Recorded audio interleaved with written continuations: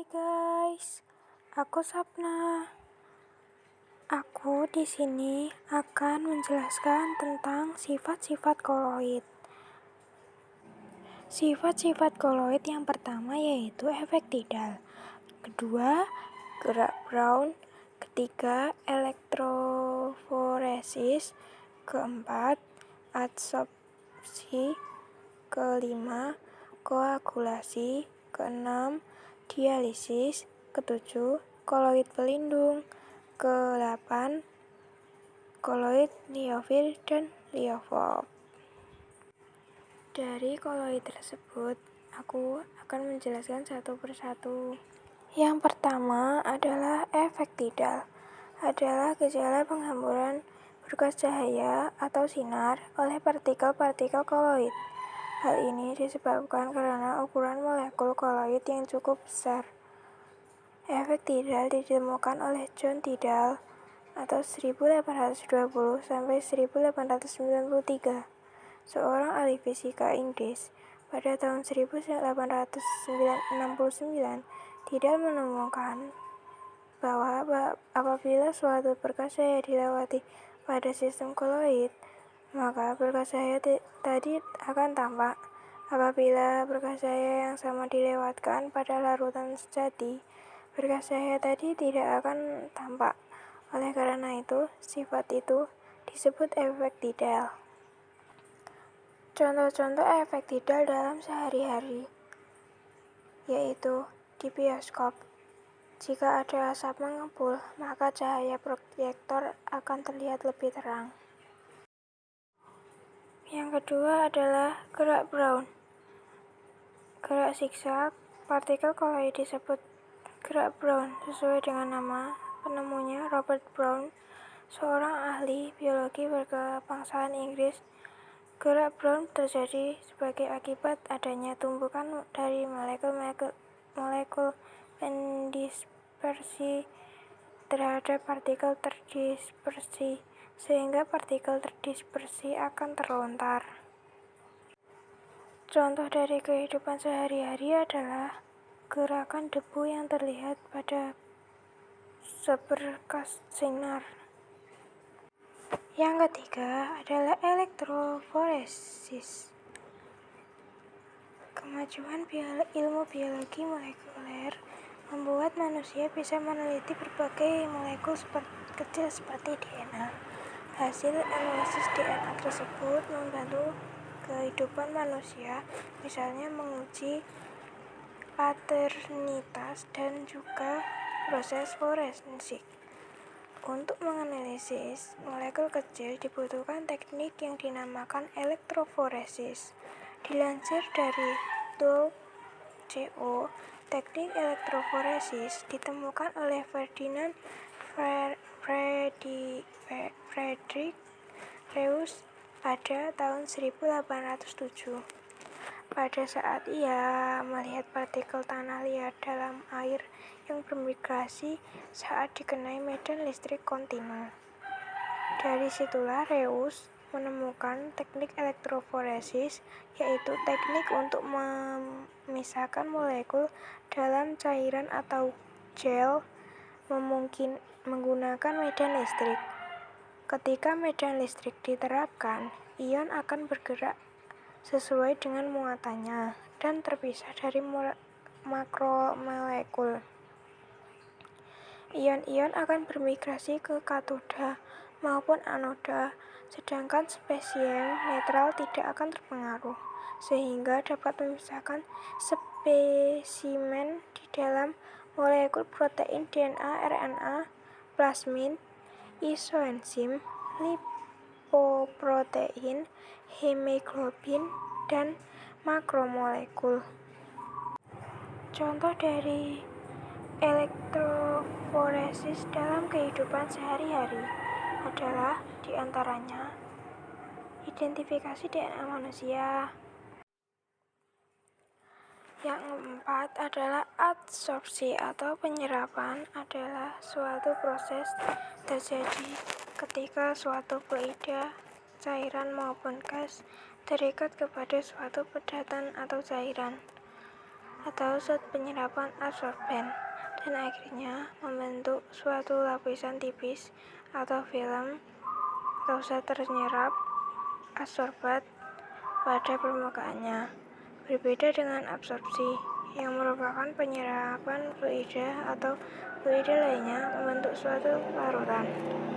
Absorpsi secara umum adalah proses penggumpalan substansi terlarut atau salubel yang ada dalam larutan oleh permukaan zat atau benda penyerap, di mana terjadi suatu ikatan kimia fisika antara substansi dengan penyerapannya.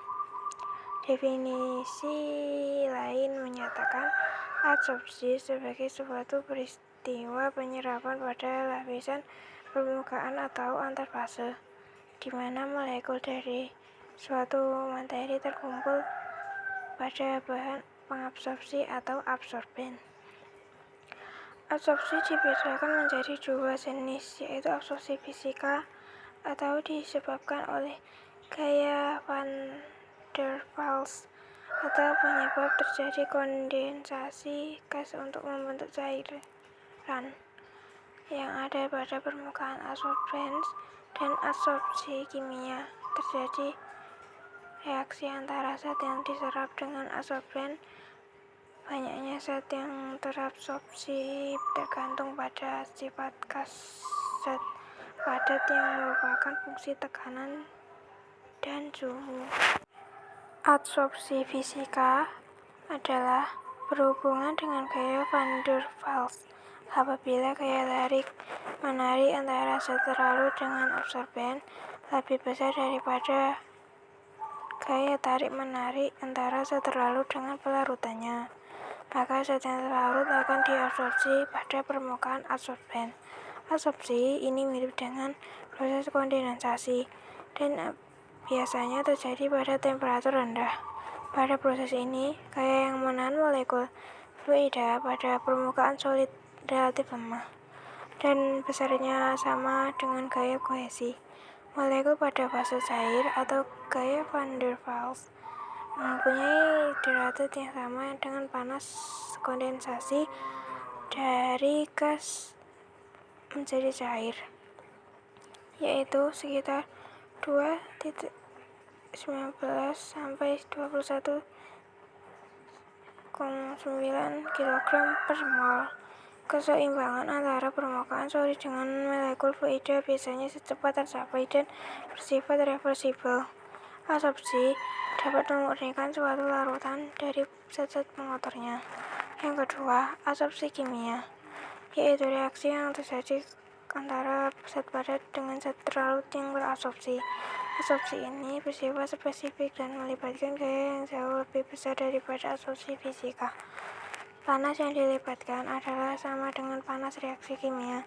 Menurut Langmuir, molekul terabsorpsi ditahan pada permukaan oleh gaya valensi yang tipenya sama dengan yang terjadi antara atom-atom dalam molekul. Karena adanya ikatan kimia, maka pada proses permukaan absorben akan terbentuk suatu lapisan, di mana terbentuknya lapisan tersebut akan menghambat proses penyerapan selanjutnya oleh bantuan absorben, sehingga efektivitas berkurang. Yang kelima adalah koagulasi, yaitu suatu proses yang rumit di dalam sistem koloid darah yang memicu partikel koloid terdispersi untuk memulai proses pembukuan atau aglomerat dan membentuk trombus. Koagulasi adalah bagian penting dari homeostasis, yaitu saat penambalan dinding pembuluh darah yang rusak oleh keping darah, dan faktor koagulasi yang mengandung fibrin untuk menghentikan pendarahan dan memulai proses perbaikan. Kelainan koagulasi dapat meningkatkan risiko pendarahan atau trombosis. Proses koagulasi terjadi segera setelah terjadi luka dan pembuluh darah dengan rusaknya endothelium. Langkah awal koagulasi adalah dengan pelepasan komponen fosfolipid yang disebut faktor jaringan, dan fibrinogen sebagai inisialis sebuah reaksi berantai. Segera setelah itu keping darah bereaksi membentuk penyumbat pada permukaan luka.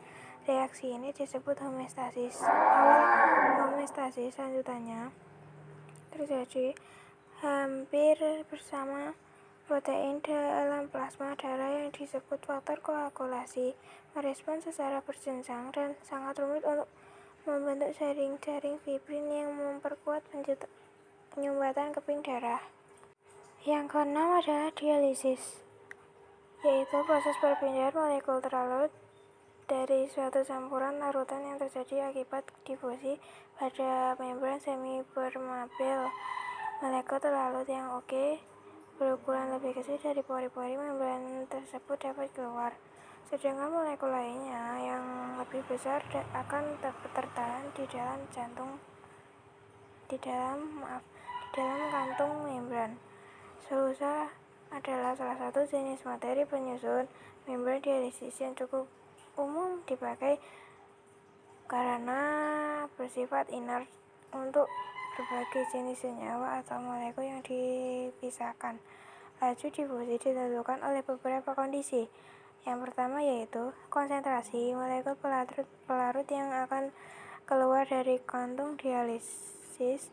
Jika konsentrasi molekul terlarut di lingkungan lebih kecil dibandingkan dengan yang ada di dalam kantung dialisis, maka laju difusi akan semakin cepat. Yang kedua, luas permukaan kantung dialisis.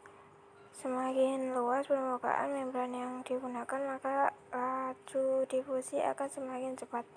Yang ketiga, volume pelarut. Jika rasio luas permukaan membran dengan volume pelarut besar, maka laju difusi akan berlangsung dengan cepat karena molekul terlarut dapat berdifusi dalam jarak yang dekat. Metode dialisis banyak digunakan dalam pemurnian protein. Dalam proses ini, dialisis digunakan untuk menghilangkan molekul garam. Yang ketujuh adalah koloid pelindung. Yang dimaksud dengan koloid pelindung adalah zat koloid yang menyelubungi partikel-partikel koloid, misalnya butiran lemak dalam suatu campuran, sehingga mencegah bersatunya partikel-partikel ini, misalnya gelatin. Koloid yang kedelapan adalah koloid liofil dan liofob. Yang pertama, koloid liofil adalah koloid yang fase terdispersinya suka menarik medium pendispersinya yang disebabkan gaya tarik antara partikel-partikel terdispersi dengan medium pendispersinya kuat. Yang kedua, koloid liofob adalah sistem koloid yang fase terdispersinya tidak suka menarik medium pendispersinya.